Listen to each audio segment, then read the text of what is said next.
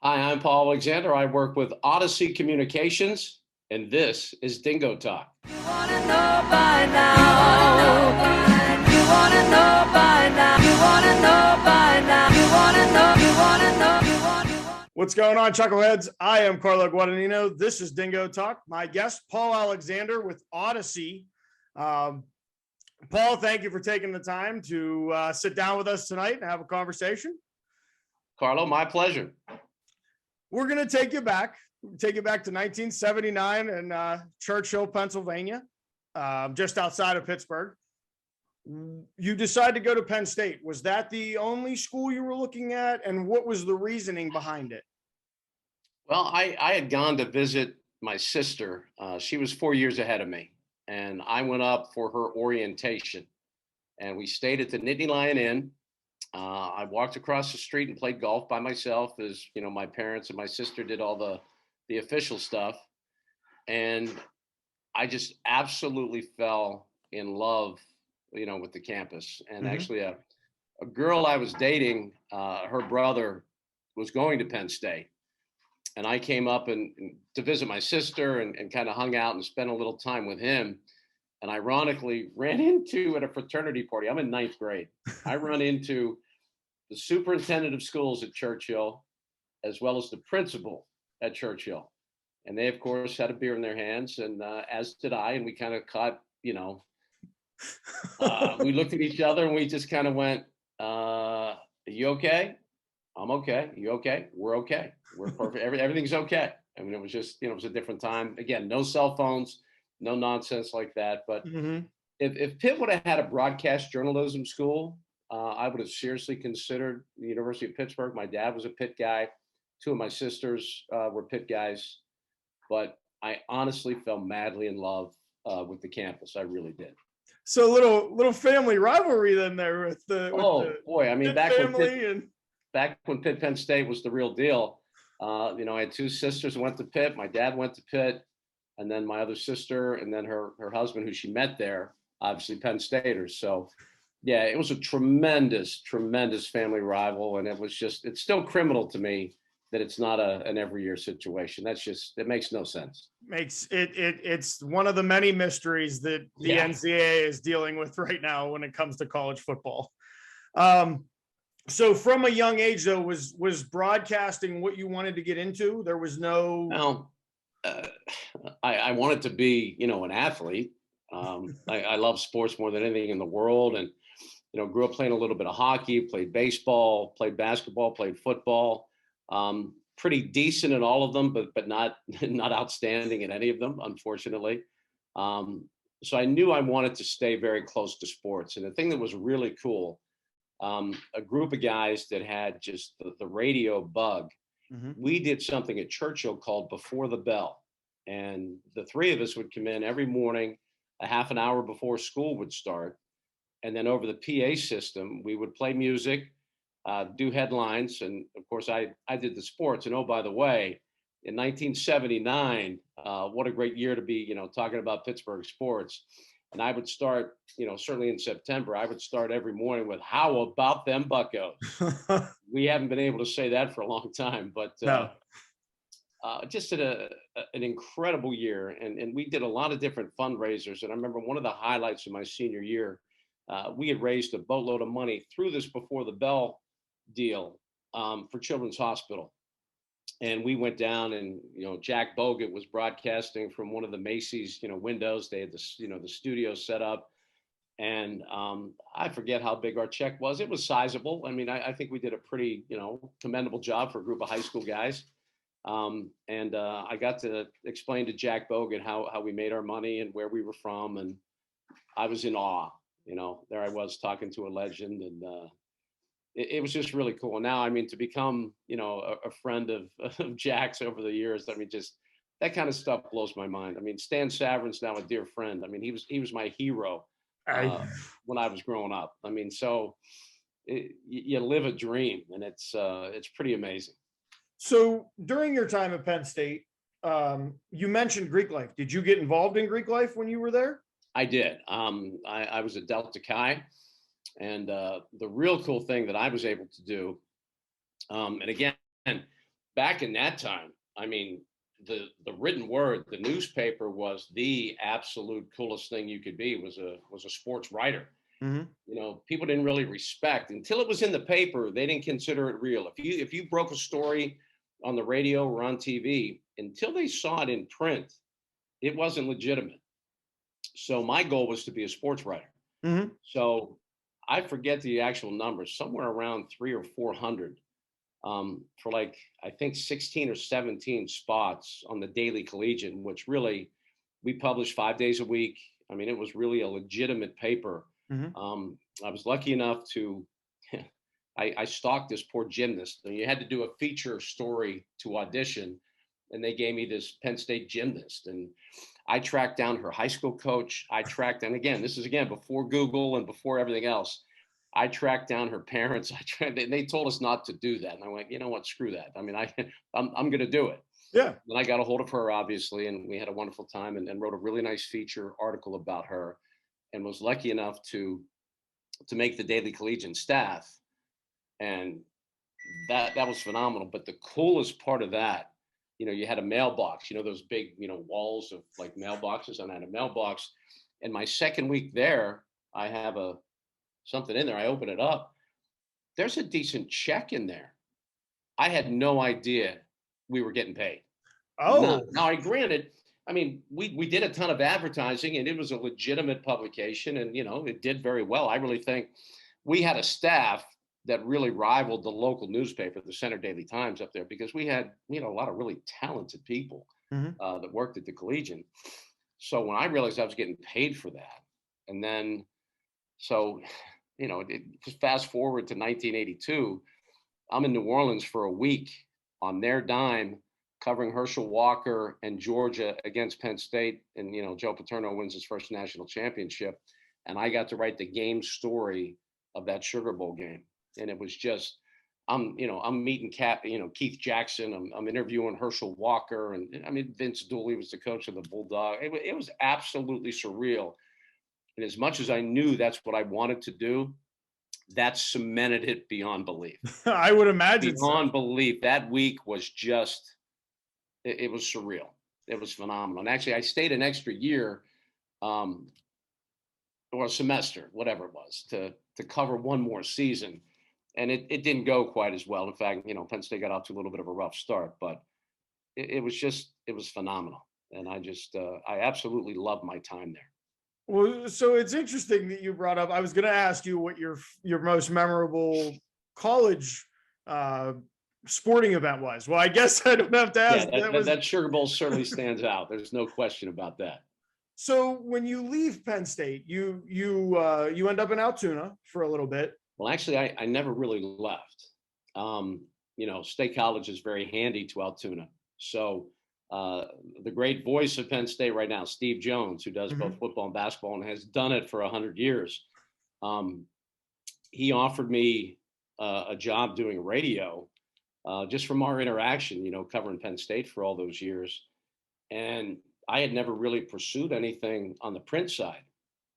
So I was still in school and doing, you know, full-time radio work. And then that eventually turned into, you know, the weekend sports at Channel 10 in Altoona.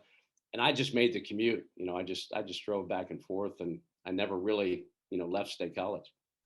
Now, for those that haven't been a part of it, give us a Saturday in State College from an alumni and what is a Saturday like when you know that there's a home game? Well, first of all, you know, Happy Valley becomes the third largest city in the Commonwealth when everyone's there. And I think in my time there, I saw it go from 87,000 to 95,000 to 103,000. And then I came to Pittsburgh in 98. Now they're up to 107,000. But I would do, you know, a live radio tailgate show on the local radio station up there. And it was an absolute blast. And then I turned that into a TV, you know, and it was so funny. See, I have a bit of a cold. Have to clear my throat a couple of times, but we didn't have, I worked for a CBS affiliate, and all of the Penn State games were normally on an ABC or an ESPN situation. Mm-hmm. And my station, God bless them, they're like, well, we don't have the games. How are we going to do a pregame show? And I just said, how do you watch TV at home? They said, what do you mean? I go, are you constantly using that remote control like you're going to wear it out? They're like, well, yeah, everybody does. I go, exactly. If we promote the fact that we have a half an hour pregame show and we're going to get you over to the game, by game time, Mm-hmm. if we can't convince people to watch what we're going to put together, then we shouldn't be in this business. True. So that was a blast. And we had so many memorable moments doing live, pregame shows, but the excitement and the thing that makes football king, I think both in college and in the NFL, is the bigger games. Mm-hmm. That week-long buildup gets you so excited and so amped up and so pumped up that it becomes just a huge event. Baseball, hockey, the NBA, college hoops. I mean, you just wait for the next day, you have another game. Mm-hmm. It doesn't have that same kind of magnitude, and the playoffs do, Yeah. but not until then. So just the anticipation and the excitement for every home game. And I got to travel and I went to all the away games and got to visit all the Big Ten towns and everything. It was just, I ended up staying there for 15 years. I had several opportunities to go. I had an offer in Indianapolis. I had a couple of other offers, but I was starting a family. Mm-hmm. Normally those were 2 and 3 year contracts. The business, as you know, and I've certainly learned the hard way, it's not exactly a secure environment. A news director changes, a general manager changes. Oftentimes they change what's around them as well, just because they can and they want to. Mm-hmm. I didn't want to subject my family to that. So I had an eye on Pittsburgh. That was always my dream, always my goal. And I wasn't going to leave until I had that secured. And people kept telling me, you're not going to go from the 92nd market to the, then I think we were 23 or 24, maybe even 22 when I came to Pittsburgh in 98. But I said, you know what? I'm going to. Sorry. So let's talk about it. How do you end up in Pittsburgh? Well, this is what I tell when I used to talk to a lot of, classes when I was living up there, and I've done that. We have some connections at Waynesburg now, and I've talked at some, Duquesne classes and Pitt classes, but versatility is a big, big asset in anything that you do. And even Mike Tomlin talks about position flexibility. So ironically, and again, the beauty of the business is, there's interns and there's people that you work with, and they all start spreading all over the country, and they start getting, bigger and better positions. And all of a sudden, someone that, you helped along the way is now in a position to help you. So one strange day, I ended up being in charge of State College, and I didn't have to drive to Altoona all the time, but I still got to do the football and basketball and the things that I wanted. So it was kind of an ideal position without the drive. But one day they called me. I think I said, you got to get down to Altoona now. I'm like, what's going on? They're like, we don't have anyone to anchor the news. I'm like, you want me to anchor the news? They're like, yeah. I'm like, okay. Drive down there, anchor the news. Thankfully, it went very well. So there was a bizarre situation during one of the arts festivals, which is a big annual event up there in Happy Valley. The kids just got out of control and became very destructive, and there were like riots. And I mean, I lived on the outskirts in State College. I got up at like 7 the next morning, went and played golf, and everyone's like, hey, did you hear what happened? I'm like, what happened? Like, well, the kids rioted. I'm like, are you kidding me? And that was a Sunday morning. Wow. So I get a call from the news director at KDKA, and he said, hey, if we send our satellite truck up, would you anchor some reports for us about what happened? Sure. I mean, I'm going to be doing it for my station anyhow. I mean, it's a huge deal. Yeah. So we were able to secure a bunch of, individual video to kind of tell the story. And it was awful. And I was so disappointed and so upset. And I guess it kind of showed, because vandalism and destruction of property to me is just senseless. And it really, really makes me mad.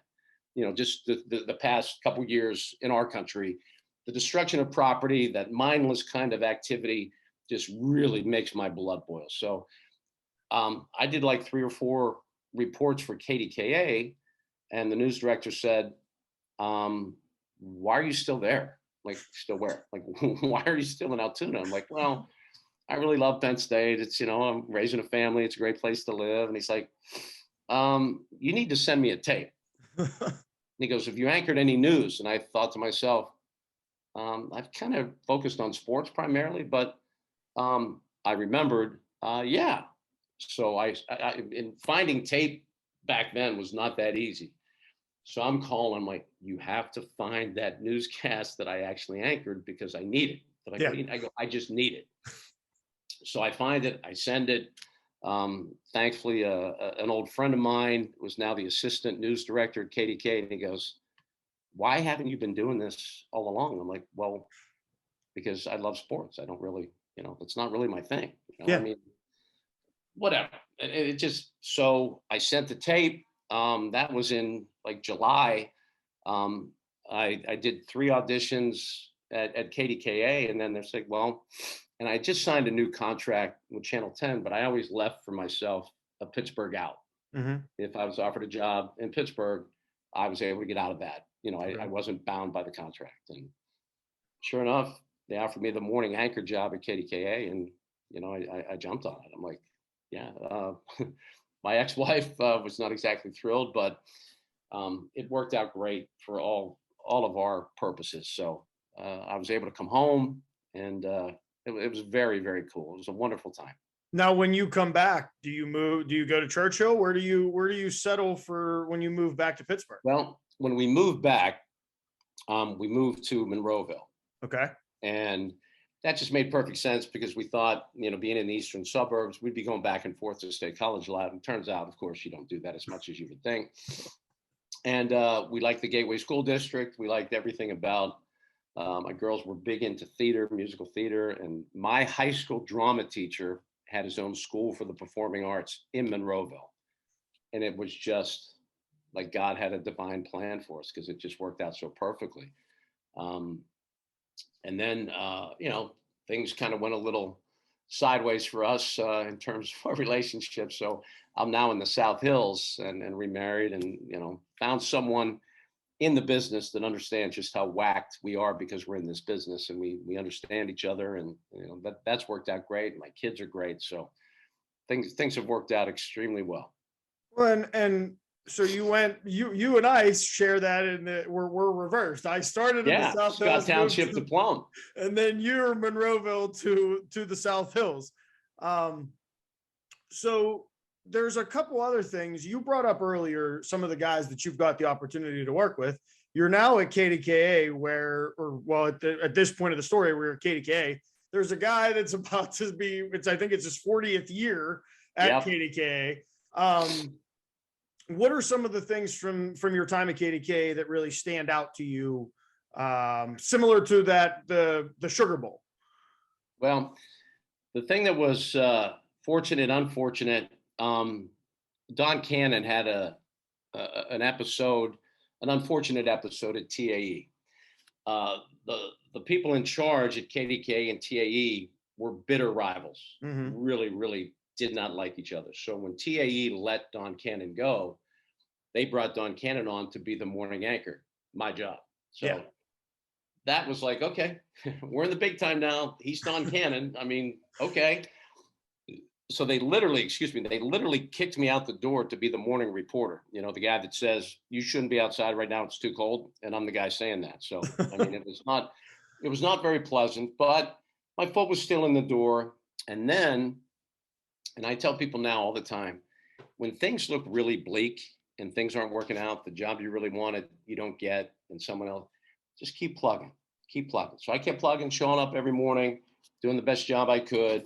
And then thankfully, the Pittsburgh Penguins hired Paul Steigerwald full-time away from KDKA. So that opened up an opportunity, and they came right to me and said, we have a feeling you might be interested in this. And I went, yes, this is like a gift from God. Yes. So it became Bob Pompiani, John Steigerwald, and myself as the three members of the sports staff at KDKA. And I mean, that was phenomenal. I mean, that was such a wonderful time sharing an office with those guys. they were legendary. I mean, and Bob's now celebrating 40 years at KDKA. I mean, it's just, and I had, it ended up being 10 years of being on the air at KDKA. And then another thing that happened out of that was really my favorite part. I mean, I've always had this radio, like it's like an addiction. I always, even in State College, I got up at an ungodly hour to do a morning radio show and then go do my TV job because I just love doing, radio. So they offered me the KDKA 6 to 9 talk show on KDKA AM. So I jumped on that, but I stayed, full-time TV as well.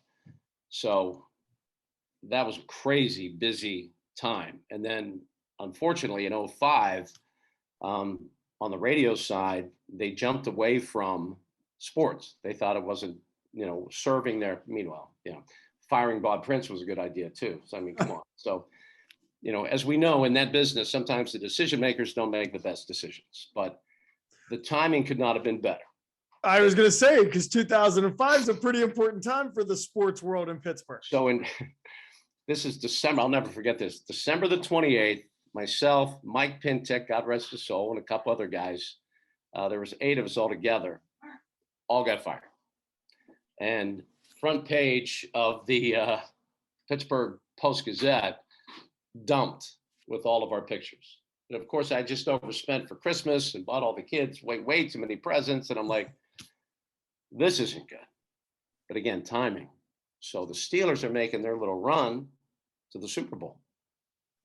Andrew Stonkey had just decided he wanted to be on TV more, so he was going to go do news. FSN at the time, I think they were FSN. Yeah, they were FSN at the time. They wanted somebody. So, and then Channel 11 had just bought, they were going to start doing a 10 o'clock news. I had 4 different entities offering me jobs. I'm like, okay, this is pretty good. Meanwhile, KDK TV, they're like, whoa, you're not going anywhere. I'm like, well, are you going to hire me full time? They're like, well, no, we'll pay you like this day rate right now. That's, I mean, and I remember my ex-wife going, let's hope this never goes away. I go, they're not going to keep paying me that much money every day. It's not realize that it's not going to happen. But the timing was perfect. I covered every playoff game, and it was a different station. It was either FSN or KDKA. God rest John Clayton's soul, a Churchill Charger like myself. I spent a week in Seattle prior to the Super Bowl. Great story, if you don't mind me. That was one of my favorite stories. So I get out there, and John and I had known each other pretty well because, we had the Churchill connection. And he came, I did a hit at 5, a hit at 6, and then a hit at 11 every day from Seattle. So the news director at the time at KD was a Boston guy, not a sports guy. And he said, hey, enough of the goofy guy with the glasses. That's what he called John Clayton, the professor. So obviously he's not a sports guy. Yeah. But the general manager was a huge sports guy, and he and I already talked a lot of sports. And I went, do me a favor, before you disregard my exclusive 5 o'clock, 5 minutes with John Clayton every day, you might want to talk to your boss. And he went, sure. And he wasn't, he was cool with it. And he goes, we love the guy. We love the guy with the glasses. We love him. Because Chris Pike set him straight and said, no, having John Clayton on every day is huge. So did that whole thing. It was just a phenomenal time. And then I was a little tired of how news directors treated sports at the local level. We don't want X's and O's. We don't want to get too heavy into, we want fans and like food and tailgating. I'm like, I'm so over all of that. So I really pushed hard to get into FSN. And that's where I ended up and spent an amazing 15 years there. And that was just phenomenal. But then, of course, in the midst of all that, one of my first bosses in State College had gone on to a big deal in DC with CBS Radio. Calls me. I'm trying to get the timing down. Must have been like 2009. Calls me and goes, why don't you come down and work for me again? I'm like, what's going on? He goes, we're flipping a music station. We're going all sports 24/7. I went, oh, I mean, I was like, oh, are you kidding me? Like, yeah. I said, but I can't. I mean, DC is not a sports town. I Mhm. said, you guys are going to be country in like 6 months. There's not going to be enough passion for sports in DC. Too much stuff going on. He goes, well, hey, if we get running and there's a position still, I'll get back in touch with you. I'm like, oh, that's great. Yeah. Then the gentleman that had fired me from KDK Radio called me like 2 months later and said, hey, can we have breakfast? I'm like, are you flipping? He goes, who told you? Like he was all like he thought I was like giving something. I go, you don't think I follow them? I follow the trends. I said, Sam? He goes, yeah. And I go, well, he already offered me a job in DC. I have a feeling that's going to be a CBS radio trend that you're going to flip music stations and make them 24/7 sports. So we had breakfast, offered me the fan morning show, to launch that. And again, my family was like, you have a perfect full-time, wonderful TV job. What are you doing? I'm like, well, I'm going to hold on to that in a part-time sense. You get up, I'll do 4 in the morning. I get up at 3:30. I'll do 4. It's a 6 to 10 show. I'll do TV a couple, 2-3 days a week. Mhm. It's perfect. Yeah. I mean, I don't need And to it's what you love. I've never really needed much sleep, thankfully. So that went really well for a long period of time. But unfortunately, they had brought a guy in from New York who was an amazing talent. They put him on the morning with me. And I knew for a fact he didn't want to be here. He wanted to get back in New York. And now that's exactly where he is, hosting the WFAN fan morning show. But I got caught in the crosshairs of him just trying to get what he wanted. And it really, didn't sit well with me. And it shouldn't have, because the ratings were good. The show was good. Everything was good. But all of a sudden, I'm like, out. Mhm. And again, nature of the business, nature of the beast. So thankfully, I hung on and had 3 or 4 days a week with FSN, held on to that. And then somehow, I mean, you just keep fighting and clawing. It's a crazy business. But to have as many opportunities as I've had, and I've covered every Pirate playoff game since 1990 in Cincinnati. 5 Stanley Cup championships, 2 Penn State national championships. I've been to 4 Super Bowls. 2 Steeler wins. I mean, I have no complaints, Carlo. No complaints at all. It's been a wonderful ride.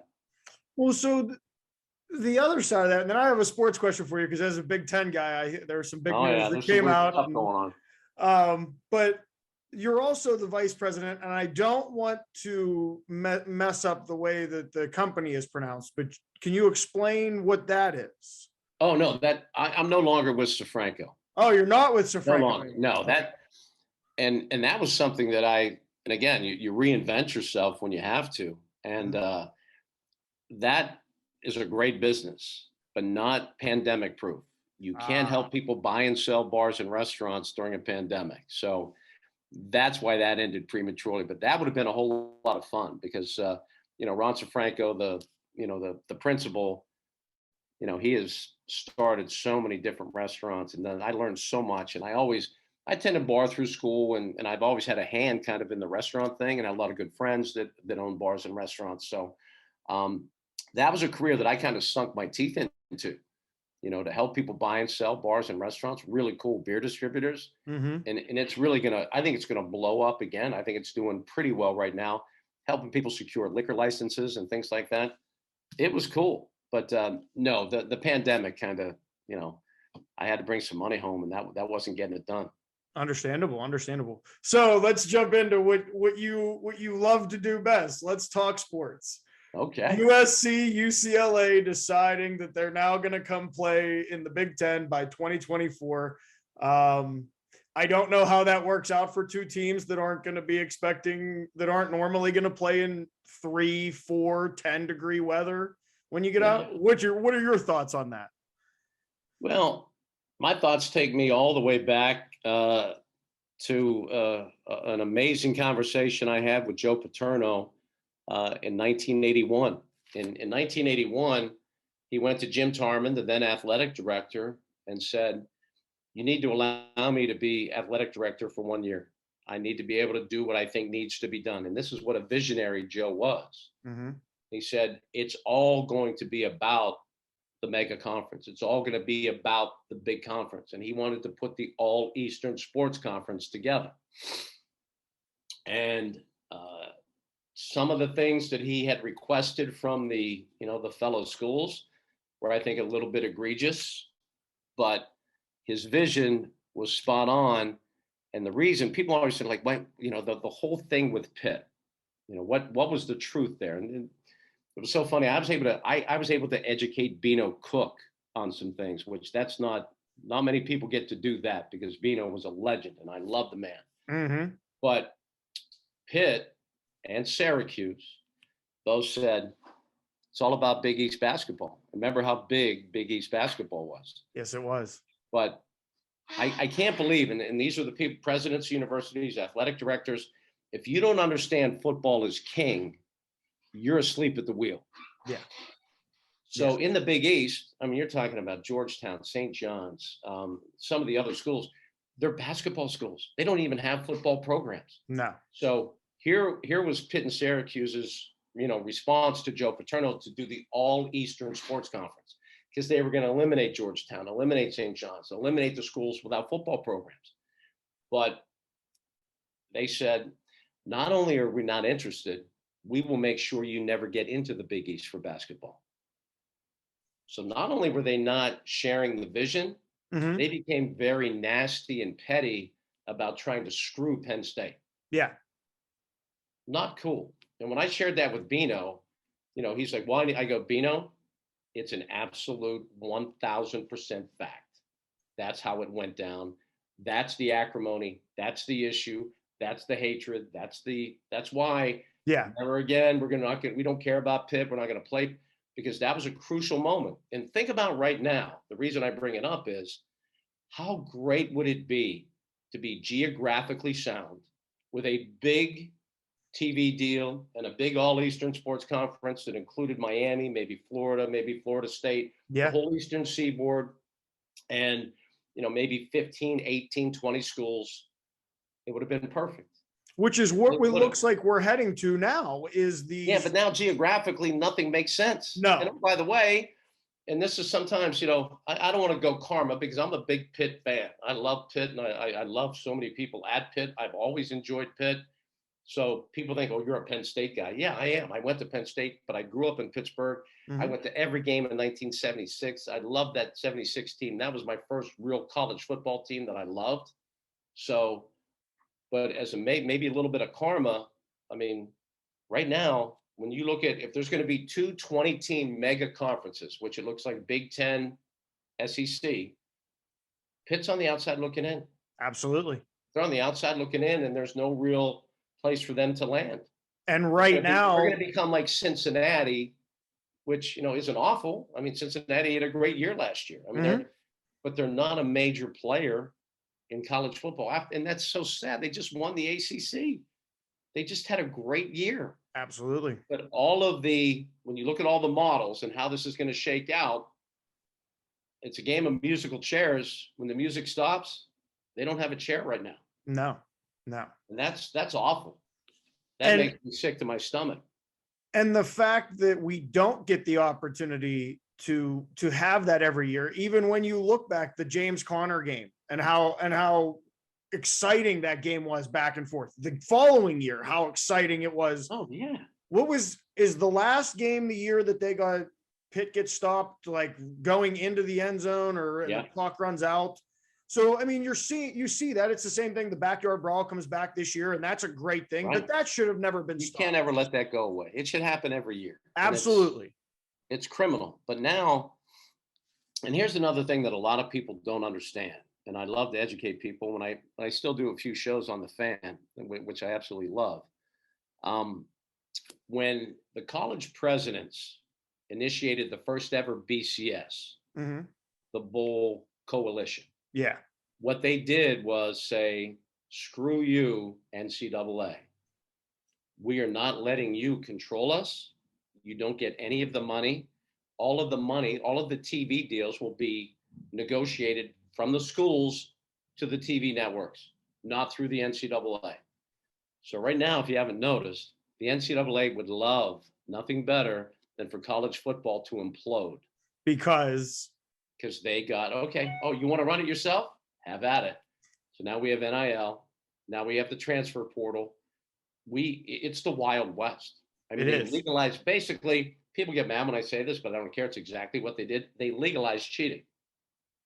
Period. I mean, that kind of money was always getting tossed around, but now it's on the up and up. Now it's how much can we pay? Like Addison, the great wide receiver, the Biletnikoff Award winner that's now at USC, he's going to make more this year than Kenny Pickett. Yep. Kenny Pickett's a 20th overall pick in the NFL draft. Addison will make more than him this year. And has not stepped foot on a pro field. And it's so funny because people go, they'll call the show like, well, the NCAA has to control this. I'm like, no. They don't want to. They control their little basketball tournament. They still negotiated that TV deal. Yep. So they still run college basketball. They'll still regulate it. They'll still enforce it. They'll still be in charge of it. But they don't care about football because they don't have any skin in the game. No. And they have everything to gain if football implodes. Mm-hmm. So one last question, and then I know we're coming to the end here. So the Pittsburgh Pirates, and I know people hate to think we're rebuilding again, and we've heard this multiple times. Does this year feel a little different to you now with these young guys actually getting the chance? Now we have Cruz up. Now you have Bly. Why can't I think of his last name? I can remember. But these young kids are getting to come up, and actually we've heard about them. They're detouring from AA right up. And yeah, I mean, I've read a lot of things just in the last couple of days that, be wary of the Pirates. They're going to be a tough out in, 2024, whatever. I don't see the arms. Okay. I don't see the pitching. And the one thing, and see, to me, baseball is flawed. Mm-hmm. Baseball needs to be fixed, not just the Pirates. Granted, we can all be mad at the owner, but you can't fire the owner. So you can be as mad as you want. There's nothing you can do. Just, suck it up and deal with it. The front office they brought in, the group they brought in, with their ties to the Red Sox and what they had done in Toronto. I mean, their resume is legit. It really is. And I don't think they would have come here if they thought their hands were going to be tied. So I'm a little bit encouraged by that. However, the example I always use, and, I worked for AT&T for many, many years. I think they give the Pirates about 45 to 50 million a year in broadcast TV rights. Yeah. And that's, 45, 50 million seems like a lot of money, right? You know what FSN LA gives the Dodgers? 350 million per year. So you can get mad at Bob Nutting, but when they have an additional 300 million to toss around, not to mention the 45 to 50,000 fannies in the seats every single home game, and the radio rights, I'm sure, are through the roof too. It's just ridiculous. And none of the owners have any desire to make it an even playing field. And to me, sadly, the Pirates and a lot of these small market teams become the Washington Generals to the Harlem Globetrotters. You have to have someone that you can beat. Yeah. Someone that you can spank around and, have fun with. And it's just sad because, we talk about 79, and that's the last time the Pirates won a World Series. And I was a freshman at Penn State, and, we took over the town. We took over the downtown when the Pirates won that World Series. And as much as I enjoyed the 90 playoffs, the 91 playoffs, I was in Atlanta when Sid Bream did what he did. And I knew right then and there, it's going to be a long, long drought because baseball was changing. Mm-hmm. Free agency and everything else was changing. At that point, unregulated, everybody spent about the same amount of money on payroll just because that's what they did. And now the difference is the disparity is just so. And the reason I don't think the Pirates are going to be contenders anytime soon is if you don't draft and develop pitching and power, you can't afford to go get it later. That's true. Pitching and power are not affordable. So if you don't either, like say you trade, and I hope they don't because I love Brian Reynolds, but if you trade Brian Reynolds for someone's top, AA or AAA pitching prospect, he better hit. He better be, he better be that, because no one's going to trade if they're making a run to the postseason. You're not trading away viable pitching. No, you need that more than anything in the world. You're getting a prospect. You're getting a handful of prospects, which Cherington is get the right ones. And that look at Tampa Bay. Tampa Bay does it each and every year, but they put people like the Pirates to sleep with trades. Yeah, the Glasnow Meadows trade, the Archer we'll trade. Haunt them for years. Tampa Bay put the Pirates to sleep, but Neil Huntington finally did what the Pirate fans have clamored for: give up the prospects, get a proven player. And they did, and it didn't work out so well. Worst trade in Pirate history. And it's what Pirate fans wanted. And just because because I know what today is, and we're recording this on probably the greatest heist in Major League Baseball history. Happy Bobby Bonilla Day to you. That agent is a genius. How about, I'll never forget when this was one of those like crazy days, and I see the video highlights a lot. I just saw it on AT&T the other day. That day, the Pirates were hosting the Mets and Bobby Bonilla for the first time since he had been traded. And they used Three Rivers Stadium for the celebration of the Penguins Cup. You see Brian Trottier sliding with the cup. And I mean, that was at Three Rivers Stadium all the same day. And I got a one-on-one with Bobby Bonilla, and he just said, they'll never wipe the smile. They'll never wipe the smile off Bobby Bo's face. And then they started throwing batteries at him. I don't think he was smiling too much after that. But the agent's got to be a genius when you work that out, because you wake up on July 1st every year and you gotta, here's my check, thanks. It's Bobby Bonilla Day, and it's celebrated all over the country. You gotta love it. Well, Paul, I want to say thank you for taking time to sit with us here. My pleasure. We're here every Thursday. You can find us on YouTube, Spotify, Apple Podcast, iHeart, Wisdom, Twitter, TikTok, Instagram. The only one that you can't find us just by typing in Dingo Talk is Instagram, because somebody else had Dingo Talk, so it's Dingo_talk. Don't type it in. It's just the wild dogs. It's a bunch of pictures of them. I've tried. I've been tagged in them. The dingo ate my baby. That's their profile picture. I am Carlo Guadagnino. This is Paul Alexander. This was Dingo Talk, and we will catch you guys next week. You wanna